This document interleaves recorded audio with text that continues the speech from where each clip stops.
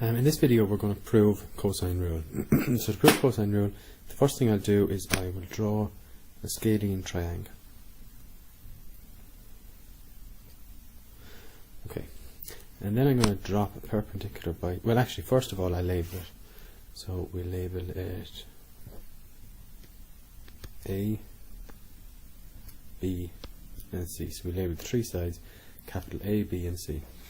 And as you know, the side opposite the angle B is side B, side opposite angle A is side A, and the side opposite angle C is side C. So we have this angle, this angle, and this angle. Okay. Right, what I'm going to do now is I'm going to drop a perpendicular bisector from B straight down to side B. So I'm going to have two right angles there. And I'm going to call this side, we call it E, side E. Actually there's no D, so we call it side D. Okay. Right, so if you just concentrate on this point here and this length B, right? Well, I am going to divide this length B into two different bits. I'm going to divide it into the bit left of that point, and I'm going to call it X. And I'm going to take this, and I'm going to say that is B minus X. And the reason that's B minus X is because, as we saw already, the whole thing is B, so therefore this bit must be B minus X. Okay, now I'm going to look at this triangle.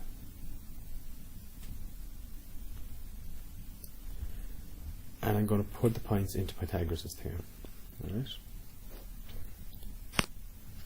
So Pythagoras' theorem says h squared equals a squared plus o squared.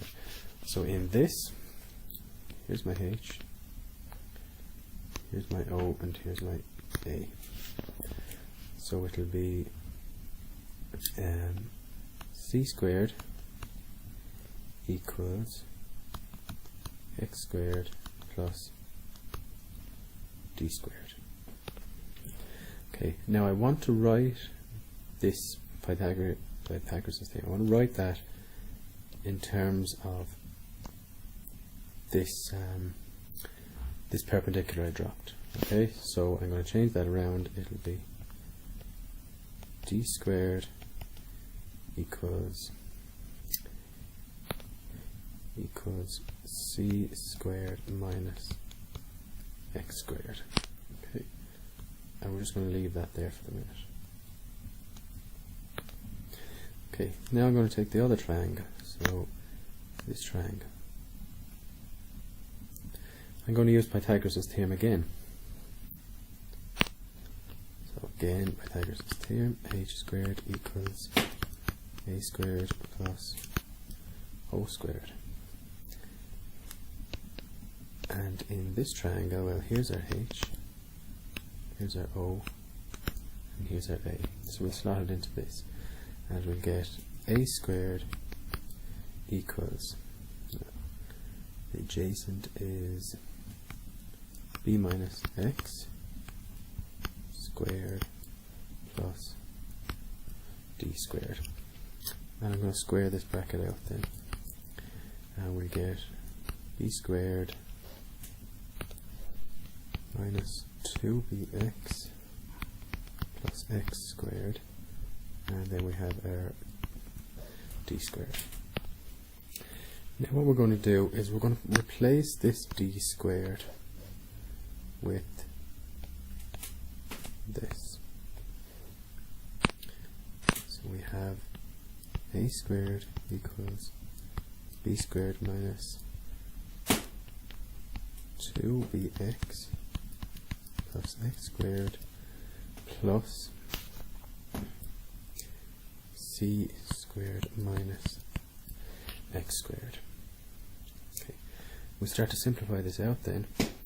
We have a squared equals b squared minus 2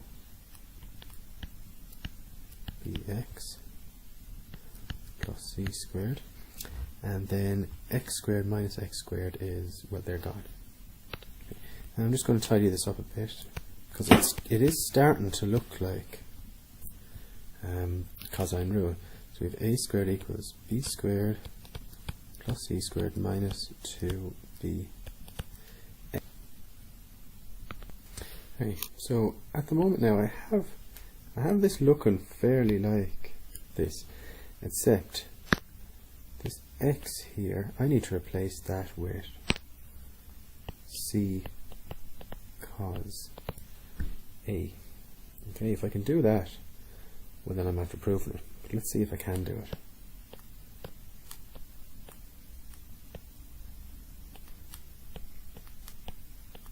Right, what I'm going to do is I'm going to go back now to this triangle.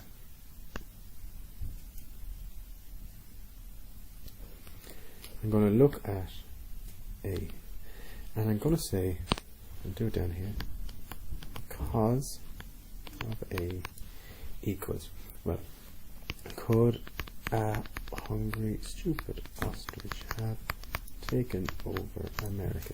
So the cos is the adjacent over the hypotenuse. Right, so the adjacent is x and the hypotenuse is c.